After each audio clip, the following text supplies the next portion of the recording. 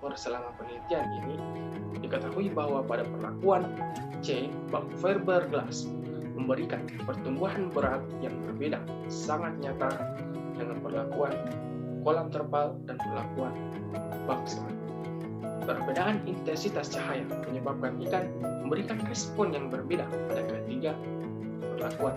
Hal ini disebabkan bahwa penggunaan bak fiber sangat berpengaruh terhadap intensitas cahaya yang masuk hingga lepas di dasar bak. Semakin kuat intensitasnya,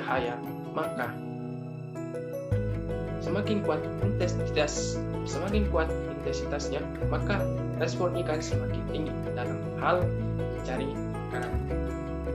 Yang kedua, pertumbuhan panjang mutlak.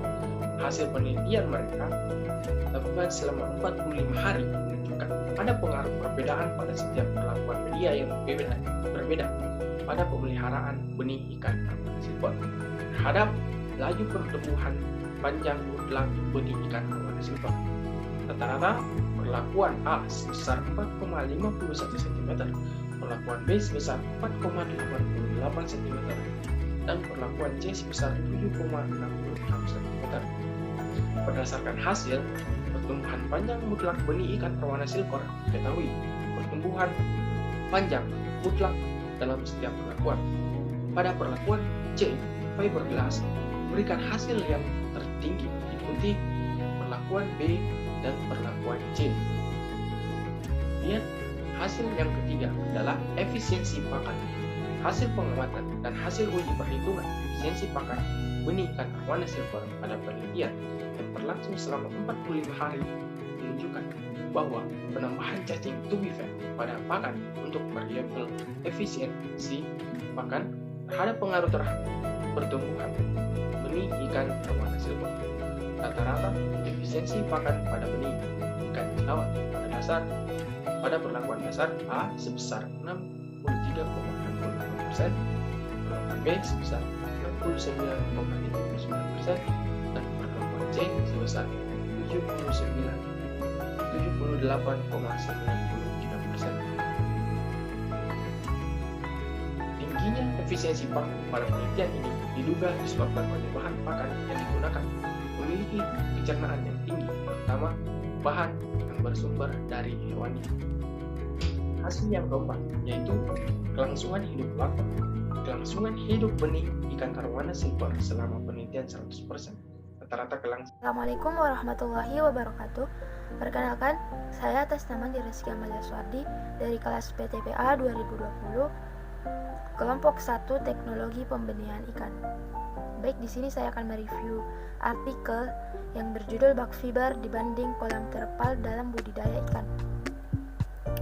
Budidaya ikan kini bisa dilakukan dengan cara yang lebih modern, tak melulu menggunakan kolam terpal. Saat ini budidaya ikan bisa dilakukan dengan menggunakan bak fiberglass.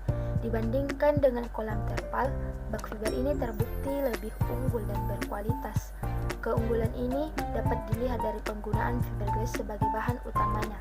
Dengan bak fiberglass terbukti mampu digunakan sebagai wadah untuk budidaya ikan. Adapun keunggulan dari bak fiber ini yang pertama ialah terjangkau. Mengenai harganya, harga bak fiberglass relatif cukup terjangkau untuk semua kalangan. Bahkan, harga bak fiber ini lebih murah jika dibandingkan dengan kolam terpal. Yang kedua, praktis. Bak fiberglass ini bisa Anda gunakan secara langsung. Bak fiberglass ini memang lebih praktis jika dibandingkan dengan kolam terpal yang harus membuatnya terlebih dahulu. Yang ketiga, mudah perawatannya. Bak fiberglass ini relatif lebih mudah untuk dibersihkan, apalagi ketika melakukan pembersihan kotoran ikan yang terdapat di dalamnya. Dengan begitu, kolam fiber dengan harga terjangkau ini terbukti memberikan banyak kelebihan yang bisa Anda dapatkan. Selanjutnya yaitu ringan. Selain berbagai keunggulan di atas, bak fiberglass ini juga lebih fleksibel dan ringan. Keunggulan yang satu ini memungkinkan bak fiberglass ini bisa dipindah-pindah sesuai kebutuhan. Selanjutnya, bervariasi. Dengan material fiberglass, bak tersebut tersedia dalam berbagai bentuk maupun model yang bervariatif. Di antaranya bak persegi dan bulat. Bak fiberglass berbentuk persegi itu sendiri tersedia dalam beberapa pilihan. Ukuran bak fiberglass paling kecil bisa menampung sekitar 600 liter dan bak fiberglass yang paling besar bisa menampung sekitar 12.000 liter. Sementara untuk bak fiberglass berbentuk bulat tersedia dalam pilihan diameter, tinggi serta volume yang berbeda-beda. Adapun selanjutnya bak fiber dibandingkan kolam terpal. Dibandingkan dengan kolam terpal ataupun jenis kolam lainnya, pemakaian bak fiberglass terbukti lebih mempermudah proses kontrol budidaya ikan. Tak perlu khawatir bak fiberglass akan disetroni oleh hewan liar seperti kucing maupun ular sawah. Mengingat ikan termasuk salah satu makanan favorit untuk hewan pemangsa. Jadi, apabila tidak diperhatikan, maka bisa menjadi ancaman yang serius. Bak fiberglass ini hadir dalam beragam bentuk serta ukuran sehingga Anda bisa menentukan spesifikasi bak yang sesuai dengan keinginan. Dalam membudidayakan ikan, bak fiberglass bisa dipergunakan untuk memelihara berbagai jenis ikan, menghasilkan ikan berkualitas, memelihara anakan maupun indukan, dan masih banyak lagi lainnya. Apabila ingin membesarkan anakan ikan, Anda perlu menyediakan bak fiberglass dengan beberapa ukuran yang berbeda. Nantinya, ikan yang Anda budidayakan perlu dipindahkan dari satu bak ke bak lain apabila sudah bertambah besar. Anda perlu menghindari memasukkan ikan yang terlalu banyak ke dalam satu bak, pasalnya kepadatan yang terlalu tinggi dapat mengganggu pertumbuhan ikannya. Bak fiberglass bisa diletakkan di dalam maupun di luar ruangan. Baik, itulah tadi review artikel. Sekian dari saya. Lebih dan kurangnya mohon dimaafkan. Assalamualaikum warahmatullahi wabarakatuh. Perkenalkan, nama saya Fitra Amelia. Saya dari kelompok 1 Teknik Pembenihan Ikan. Di sini saya akan mereview jurnal tentang wadah budidaya ikan di lahan terbatas. Wadah budidaya yang digunakan untuk kegiatan pembenihan ikan yang dibuat sendiri dengan arahan dari tim pengabdi.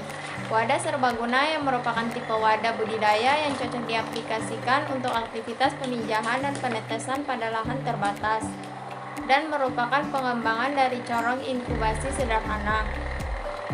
Wadah budidaya serbaguna yang digunakan kepada masyarakat berupa kotak bertingkat berbahan kayu dan di bagian dalamnya dilapisi terpal plastik. Bahan yang digunakan juga dapat berasal dari kayu bekas, namun tidak rapuh atau mengandung bahan-bahan yang dapat membahayakan bagi kehidupan ikan. Wadah yang dibuat oleh sasaran dapat dibongkar pasang serta dipindah-pindahkan lokasi penempatannya. Wadah budidaya yang sering digunakan untuk memelihara ikan adalah kolam tanah, bak semen, kolam terpal atau plastik, serta bak fiber dengan ukuran yang beragam. Selain itu juga dapat memanfaatkan barang-barang bekas yang tidak bocor dan dapat ditambal dengan ukuran dan diameter yang beragam. Ukuran air sebagian media budidaya dapat berupa air mengalir atau tergenang. Dapat dijelaskan lebih lanjut bahwa wadah budidaya ikan terdiri atas wadah perawatan, induk, pemijahan, penetesan telur, pedederan, pembesaran, dan penumpukan hasil. Apapun wadah yang digunakan, tentunya fungsi dari wadah harus diperhatikan dengan baik dan benar. Dinyatakan pula bahwa terdapat beberapa syarat agar wadah berfungsi dengan baik. Antara lain, wadah harus dapat menampung air dengan baik, mudah dikelola, dan bukan berasal dari bahan yang dapat mempengaruhi kehidupan ikan. Sekian, terima kasih. Assalamualaikum warahmatullahi wabarakatuh. Terima kasih atas kesempatan yang telah diberikan.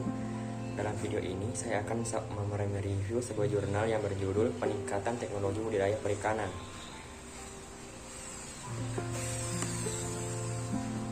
Perkembangan masyarakat dunia pada abad ke-21 telah menunjukkan kecenderungan adanya perubahan perilaku dan gaya hidup serta pola konsumsi ke produk perikanan. Dengan keterbatasan kemampuan hasil ikan perikanan dunia, ikan akan menjadi komoditas strategis yang dibutuhkan oleh masyarakat dunia. Oleh karena itu, permintaan komoditas perikanan di masa yang akan datang semakin tinggi sebagai akibat meningkatnya jumlah penduduk. Kualitas dan gaya hidup masyarakat dunia Perubahan gaya hidup tersebut antara lain disebabkan kebutuhan makanan sehat, tingkat aktivitas yang tinggi, dan kegiatan yang cakupannya global. Keragaman aktivitas budidaya ikan, budidaya air tawar, potensi lahan budidaya kolam yang dapat digunakan untuk pembudidayaan ikan di kolam tercatat 375.000 hektar, dan potensi budidaya mina padi yang dimungkinkan untuk budidaya ikan bersama padi atau mina padi mencapai 240.000 hektar. Jenis-jenis komoditas ikan air tawar yang dapat dibudidayakan adalah ikan mas, gurame, patin, arwana, nila, mola, tawes, sepat atau siam, sepat tambakan, lele, udang galah, sidat, dan lain-lain. Dan budidaya air payau. Budidaya lahan untuk budidayaan di pantai atau tambak sebesar 913.000 hektar. Jenis-jenis komoditas budidaya di tambak masih didominasi oleh udang windu, sedangkan jenis lain adalah udang lain atau non-windu dan bandeng. Perkembangan luas areal pembudidayaan di pantai atau tambak selama 6 tahun mengalami peningkatan rata-rata 4,12%, yaitu dari 326.000 hektar pada tahun 1994 menjadi 411.000 hektar pada tahun 2000, sedangkan produksinya mengalami peningkatan sebesar 4,6% per tahun. Faktor-faktor yang mempengaruhi kegiatan budidaya ikan. Faktor independen adalah faktor-faktor yang umumnya tidak dipengaruhi oleh faktor lain, seperti lingkungan. Ciri-ciri fisik lingkungan yang penting bagi pengembangan budidaya perikanan sangat bergantung kepada ketersediaan dan kecocokan fisik dari area untuk pengembangan budidaya perikanan, yaitu tersedia lahan, topografi dan elevasi lahan, sifat-sifat tanah, tekstur komposisi dan tekstur tanah, tekstur frekuensi jumlah dan distribusi hujan. Sedangkan faktor dependen adalah faktor-faktor yang dipengaruhi oleh faktor-faktor lainnya. Faktor tersebut ialah wadah budidaya ikan, input hara, spesies ikan, dan teknologi. Sekian review jurnal dari saya. Terima kasih atas kesempatan yang telah diberikan. Assalamualaikum warahmatullahi wabarakatuh. Bismillahirrahmanirrahim. Assalamualaikum warahmatullahi wabarakatuh. Saya atas nama Widya Anggraini dengan NIM 20020750008 dari kelas PTPA Angkatan 2020. Pada kesempatan kali ini saya akan mereview tentang Jurnal Biosains Pasca Sarjana tahun 2020 Sekolah Pasca Sarjana Universitas Airlangga Indonesia. Jurnal ini merupakan jurnal yang terdiri atas 28 halaman. Adapun judul dari jurnal ini adalah Persentase Penetasan dan Performa Pertumbuhan Benih Ikan Clown. Ikan clown merupakan salah satu jenis ikan hias akuarium air laut yang memiliki banyak peminat di masyarakat, karena ikan clown ini merupakan salah satu jenis ikan hias yang memiliki corak warna yang sangat beragam, dan merupakan warna itu sendiri merupakan ciri khas dari ikan clown ini, sehingga ikan clown ini sudah banyak dibudidayakan oleh beberapa masyarakat tertentu. Kedua adalah metode penelitian. Metode penelitian dari jurnal ini terdiri atas dua. Yang pertama yaitu pembenihan ikan clown. Pembenihan ikan clown ini berupa persiapan akuarium yang digunakan sebagai tempat pemeliharaan larva. Kemudian yang kedua yaitu pembesaran larva ikan clown. Setelah proses pembenihan, pembesaran larva dilakukan pada kolam yang terbuat dari beton dengan ukuran 2 meter x 2 meter x 1 meter. Ketiga adalah hasil dan pembahasan. Dari hasil yang diperoleh, ternyata penetasan dari larva telur ini memiliki persentase yang cukup tinggi, yaitu sebesar 82,87%. Menurut Sutarjo, persentase penetasan adalah persentase jumlah telur yang menetas dari sejumlah telur yang terfertilisasi. Keberhasilan daya tetes telur yang tinggi dapat dipengaruhi oleh beberapa faktor yang meliputi kualitas telur, kualitas air, dan penanganan pada saat penetasan. Akhir adalah kesimpulan dan saran. Adapun kesimpulan dari jurnal ini yaitu studi awal